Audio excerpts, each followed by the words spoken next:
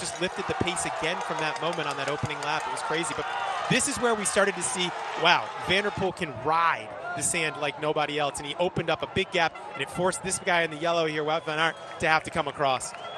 And you can see as they get together at the front, and we love it when the big guns come out to play. And this is what the crowds come to see. The best riders in the world really putting on a show. And this climb has been so decisive today. Certainly has. I think it's the one that you just see that just sideways on that section. It's just that was where we saw some of the other riders crash during the day. It's a very slick section, but taking all that power through there, it's just it's natural. It's going to happen. Sweck rode a great race, didn't he? On this part of the race, he was really putting himself up in the front. He did. I like to see that. You know, he came back, and this was the moment as well. Look at this. As we said, I think we all need to lie down after this one. It was just side elbow to elbow constantly, and then Van der Poel dishes it back out here. This was perfect because it pushed Van Aert to the outside. I've always said, in a last lap duel, if you pull that move, you know your stuff.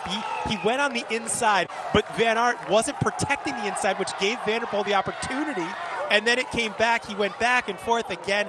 Oh, the last lap was phenomenal. It was. Look at this. And this was, he said, he had to be first into the bunny hops because you had to come the long way round if you could. And look at Wout van Aert just find his way through there. And yeah, his heart rate was probably about 400 after that one. Wout van Aert, I think, coming into that sprint. Yeah, Van Aert would have needed that to be like 300-400 meters longer to come around Van der Poel, but God, he was right up in his rear cluster there, wasn't he? Like, he was just right in the rear derailleur with his front tire. He really wanted to, but just wasn't enough space. There's still loads more cyclocross to come here as well after that. So as we said, we go next weekend. We head to the X2O Baukammers Trophy in Hammer. We then go to the final round in Besançon in France of the UCI Cyclocross World Cup. Then we are going the weekend after to Hoge Heide in the Netherlands for the World Cyclocross Championships. So loads more to come. Love to see our young fans making the most of our obstacles here. Yeah, doing a little, just rolling down the the ramp there that many kilojoules have been put out on today. Yeah, best seat in the house there. That's when it's always great, isn't it, when they bring a big sporting event. It's like people that live opposite football stadiums and stuff as well. That can sit on their balcony and have a look in. I love these hats. What do you think it's going to take for us to get a pair of these, Marty, you and me? I mean, this seems like, I feel like the commentators need something like this to keep things spicy. I think that you've got to make your own. I think you've got to bring your own creativity to that. Like an arts and crafts session for all the commentators. Yeah, I think we need Alex and Ollie on GCN to do that one week, and everyone in that's a GCN show, I think, that one, as everyone makes their own hat. Let's hear from Wout van Aert. Are you in the end most relieved you didn't crash in that sprint? Of course I'm happy I didn't crash, but yeah, I'm more disappointed to miss the win. Is that because you're a second and you couldn't pass Mathieu anymore in the last lap? Yeah, well, I knew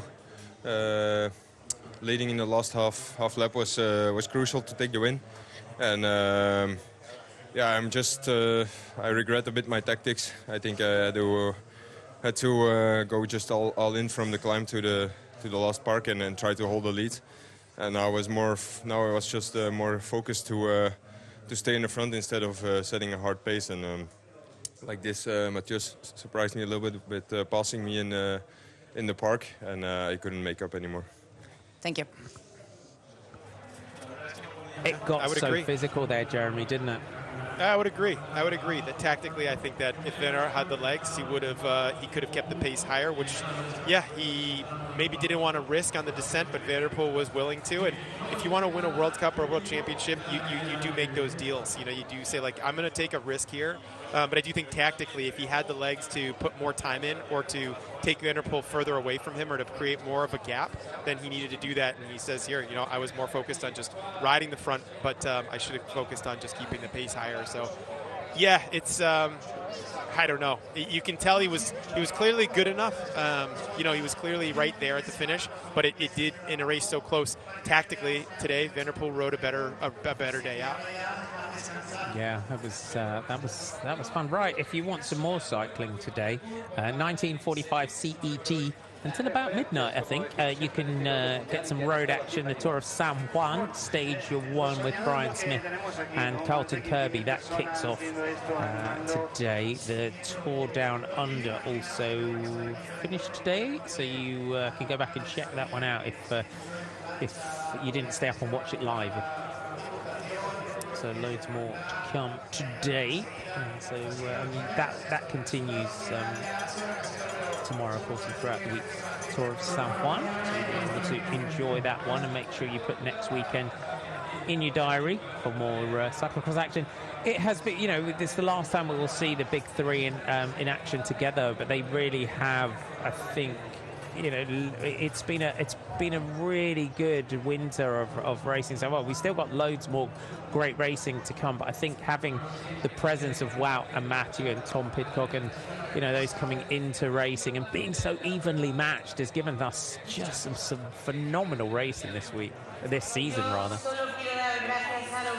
Yeah, it really has. We've been treated some battles that I think that we'll remember for some time to come. This is what we used to see all the time with, you know, Sven Nys and Niels Albert. Elisabeth, how satisfied are you to be on the podium today? Yeah, very satisfied. I was lucky that the pace dropped a little bit. I think a lap before the end that I could close the gap again. And in the last lap, I knew I had to be in the third place if I wanted to be on the last climb, if I wanted to be on the podium. And I just succeeded in that, and I'm very happy with the feeling today. It's a nice race, nice atmosphere, so it's good for me. Thank you. He's got to feel good about the Worlds, would you say? And Swake. Yeah, he's got, you know, he's not had his best season, so I think there's something to be said for that. How far he's come is what I would say there. You know, he's come quite far away. It looks like maybe just getting a little bit of the Oakley glasses action there from Wout van Aert's child.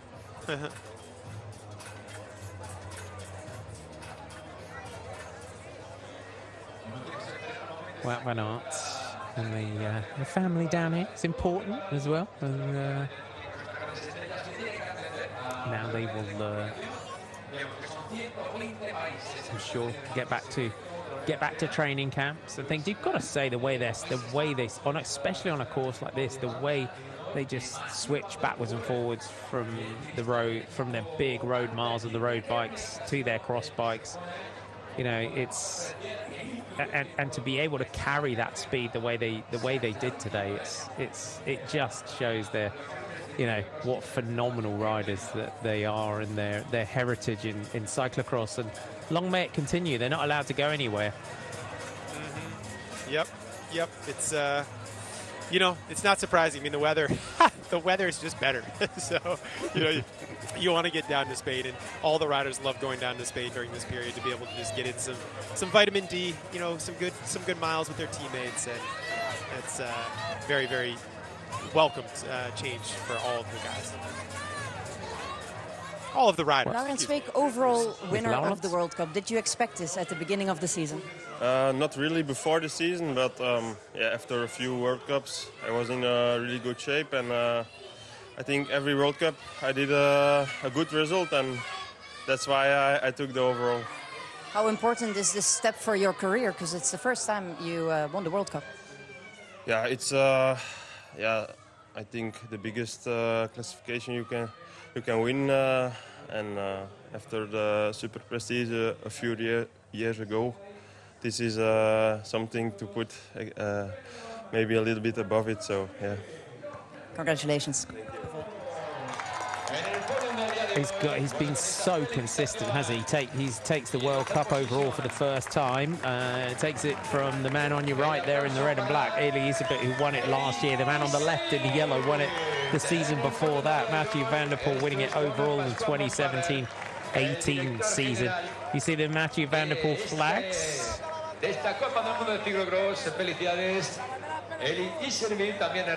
Elisabeth takes third spot today. Worked hard for that. Les applaudissements du public pour la troisième position, les Cross belges. Matthew Van Der Poel fans not playing games today. They got their printouts up and they're in full force. Always in front of the camera as well.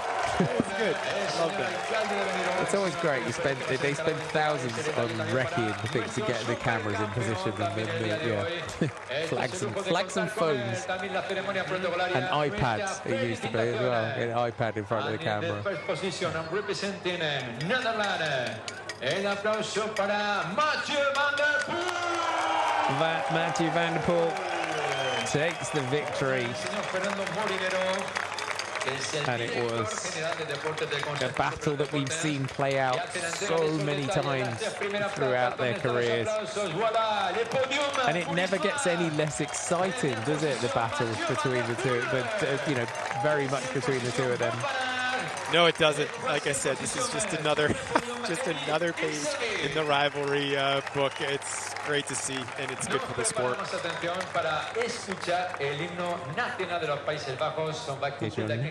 up the Netherlands.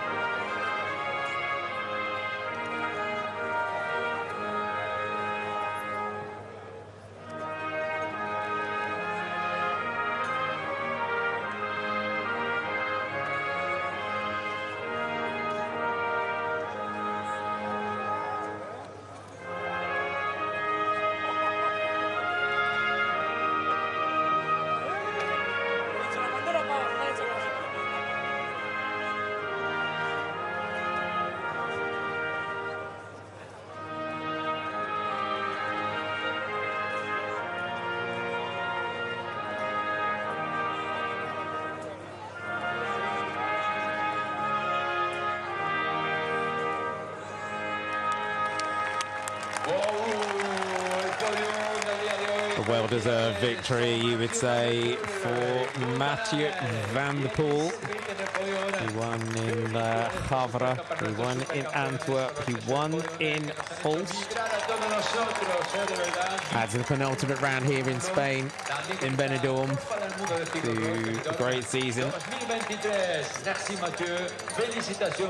I hope you enjoyed that as much as we did. Join us next week for more cyclocross action from Marty McDonald, Jeremy Powers. Bye for now.